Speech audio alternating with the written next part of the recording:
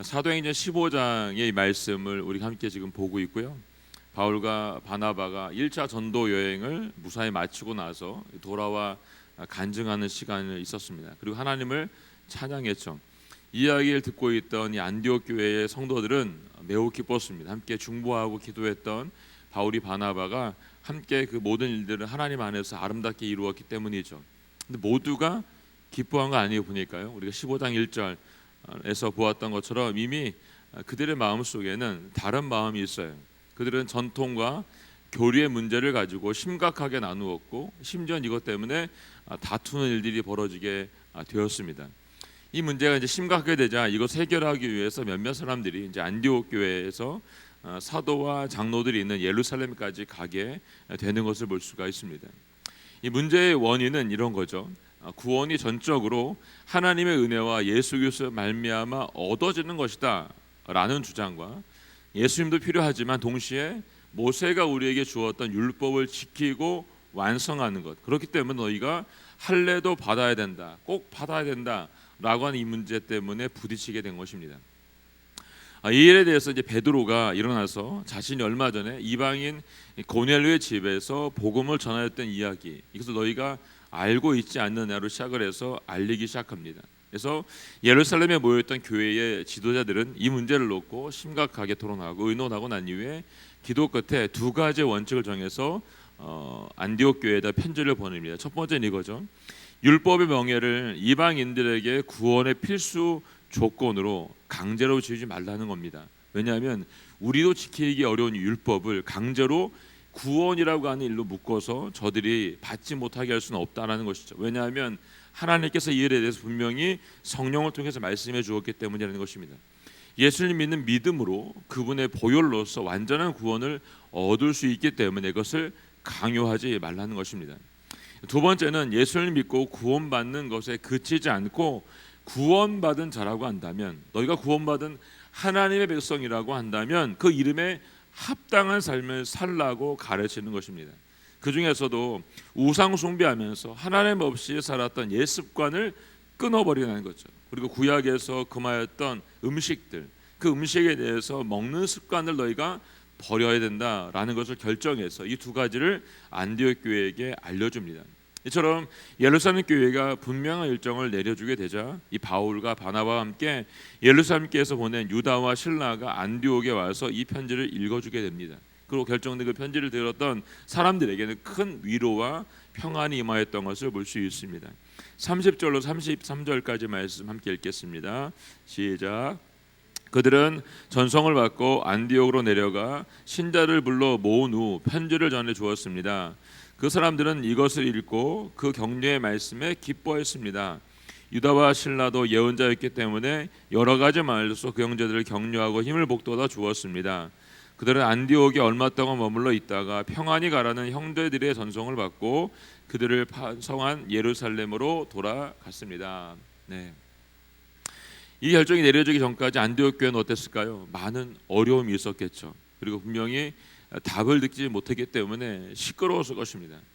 교회가 굉장히 어려움 가운데 있었을 겁니다. 그런데 이 편지를 들음으로 말미암아 그들이 교회가 잠잠해지고 평안해진 것을 볼 수가 있습니다. 분명하지 않던 일이 이들에게 분명하게 보여지게 된 거죠. 안개가 덮여 있을 때는 앞이 보이지 않습니다. 종종 우리도 운전을 하다 보면 안개가 깔려 있을 때는 운전하기 굉장히 어렵잖아요. 그럼 어떻게 되죠? 잠깐 갓길에 세우고 멈춰야 되는 게 맞습니다. 안 그러면 큰일을 당하기 때문에 그렇죠. 안디옥 교회가 신앙과 교리 부분의 일로 인해서 갈등을 겪었지만 지혜롭게 이 일을 해결하고 있는 걸 볼 수가 있습니다. 몇몇 사람들을 예루살렘으로 파송을 하고 기도함으로써 그 답을 받는 순간까지 기다렸다는 것입니다. 오늘 우리에게도 이런 은혜가 있기를 원합니다. 결코 우리 모두가 하나님보다 앞서지 않기를 원하고 기도함으로 기다림으로 이 훈련 가운데서 승리할 수 있기를 예수님의 이름으로 선포합니다. 지금 내 삶에 앞에 보이지 않는 캄캄함이 있다 할지라도 여러분, 내가 붙들고 기도하는 분이 여러분 하나님이라고 한다면 걱정할 이유가 없다는 것이죠. 나를 나보다도 잘 아시는 그분께서 여러분들이 구하는 것보다 더 크게 일하실 것이기 때문입니다. 그렇기 때문에 우리는 기다리고 잠잠할 필요가 있다는 것입니다. 오늘 이 믿음으로 선포하고 사실 수 있기를 예수님으로 축원합니다. 35절 36절 말씀 함께 읽기. 35, 36절 말씀 시작. 그리고 바울과 바나바는 안디옥에 계속 머물러 있으면서 다른 많은 사람들과 함께 주의 말씀을 가르치고 전했습니다. 며칠이 지나자 바울이 바나바에게 말했습니다. 우리가 주의 말씀을 전했던 도시마다 모두 다시 방문해 그들이 어떻게 지내고 있는지 알아봅시다. 아멘. 네. 바울과 바나바는 하나님의 일꾼으로서 우리가 알고 있는 것처럼 아름다운 협력을 잘 이루고 있는 것을 볼 수가 있습니다. 두 사람이 가지고 있는 달란트는 완전 달랐습니다. 그래서 두 사람이 가지고 있는 은사를 잘 사용하여서 서로가 가지고 있는 장점들로 복음을 전하는 현장에서 아름답게 사역하고 있는 것을 볼 수가 있습니다. 사도 바울은 가르치는 일에 뛰어났죠. 기적과 능력과 표적을 누구보다 많이 보았고 그리고 체험했던 사람이었던 걸 볼 수 있습니다. 반면에 바나바는 자신의 가진 것을 전부를 사도의 발 앞에 내려놓은 사람이었고 그리고 그리스도를 위해서 자신의 삶을 모두 던졌던 사람인 것을 볼 수가 있습니다. 또 아무도 인정하지 않았던 사도 바울을 안디옥으로 이끌어서 가르칠 수 있도록 믿어준 사람, 그 사람이 바나바였습니다. 어찌 보면 바나바 없이 바울의 성장은 있을 수가 없었습니다. 바나바는 이처럼 누구도 따라갈 수 없는 훌륭한 인격과 이 신앙을 가지고 있었던 것을 볼 수가 있습니다. 이처럼 가르치는 일과 또 인격과 신앙으로 두루 갖추고 있는 두 사람이 복음을 전하는 일에 협력하였기 때문에 1차 전도 여행이 아름답게 마무리되었던 걸 볼 수가 있습니다. 은사가 다르고 특징이 다르고 나이도 다르지만 예수님을 전하는 일에 어떤 것도 그들에게는 장애물이 되지 못했다는 것이죠. 그들은 복음을 전하는 일에 그들의 최선을 다했던 것을 볼 수가 있습니다. 이제 바울은 바나바에게 다시 떠나자라고 제안을 합니다.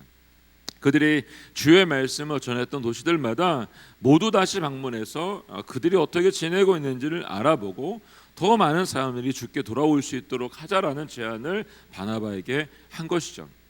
저는 이 마음이 선교사님들의 마음이고 목회자의 마음이고 공동체 순장님들의 마음입니다. 그리고 교회 리더십들의 마음이 되기를 원합니다. 이 마음이 없이는 여러분 아무것도 할 수 없습니다. 이 마음이 없이는 어느 누구도 섬길 수가 없습니다.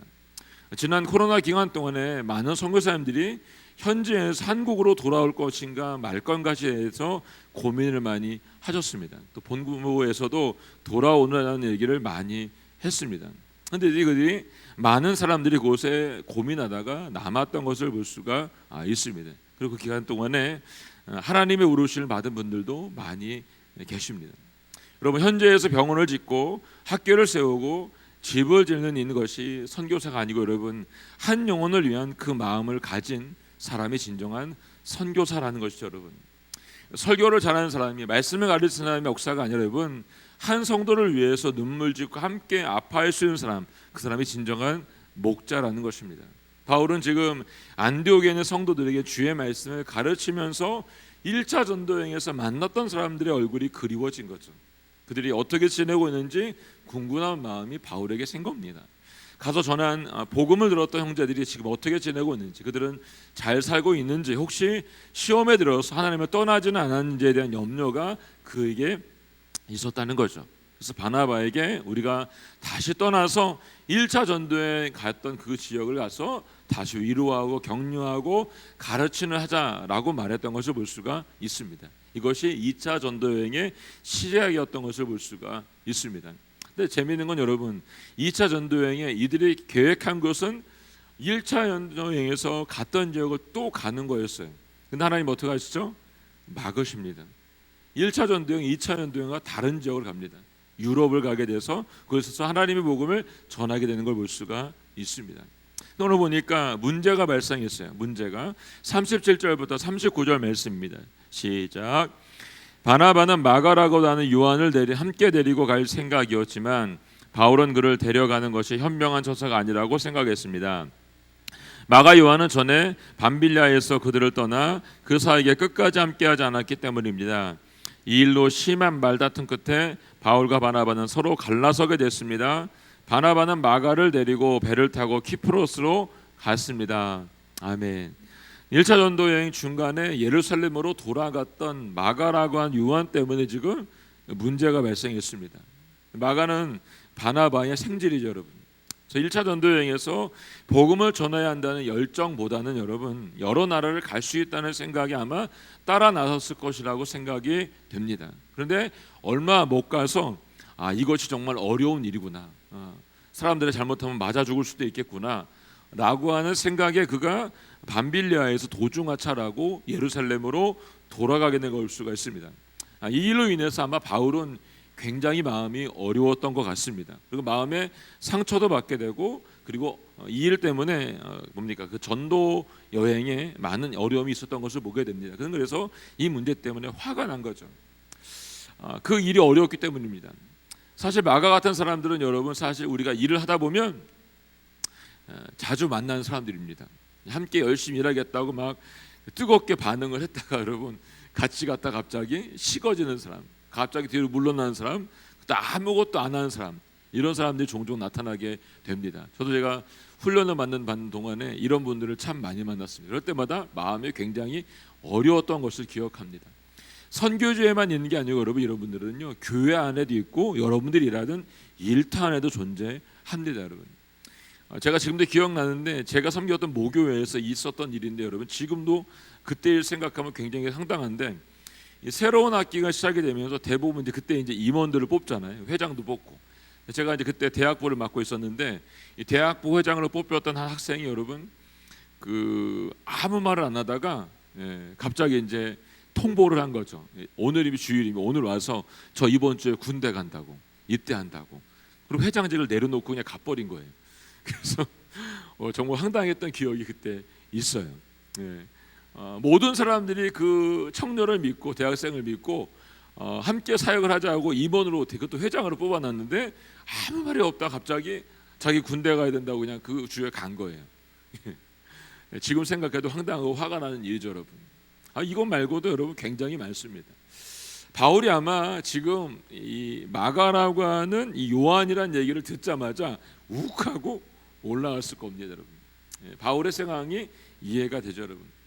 지금 이런 사람을 바나바는 어떻게 해요? 또 데리고 가겠다라고 이야기를 한 거예요, 여러분.